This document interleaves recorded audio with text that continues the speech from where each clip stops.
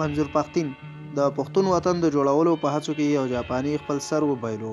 د پښتون ژغورنې غورځنګ مشر منظور پښتين په جلال آباد کې د جاپان الاصله افغان ډاکټر ناکامورا پر وژنه خواشیني څرګنده کړې ده او ویلي دي چې د پښتون جوړولو په هڅو کې یو جاپاني خپل سر وبایلو. منظور پښتين په خپل فیسبوک باندې د ډاکټر ناکامورا د وژنې په تړاو پوسټ کړی دی. هغه په خپل پوسټ کې لیکلي دي یو مېلمه و چې ننګرهار ته یې ولیدو او دومره خوند یې ورکړو چې عمر یې دلته تېرو. جاپان ته بتلو راتلو او هلته به یې چاندې کولې او په هغه پیسو به یې د پښتنو خاوره جوړوله او خلکو ته به یې د کروندې کارونه سمول. هغه همداراز په خپلو خبرو کې زیاته کړې ده چې یو ځل افغانستان ته راغی او بیا دلته او نن وسلوالو ووژو. منظور پښتين مخکې لیکي موږ د پښتنو خاورې ته اکثره چې څوک راځي نو د جنگ لپاره راځي، خو ناکامورا د کروندې کارونو ته راغلی و، سړکونه او کانالونه او حتی چې جوماتونه یې هم جوړ کړي وو.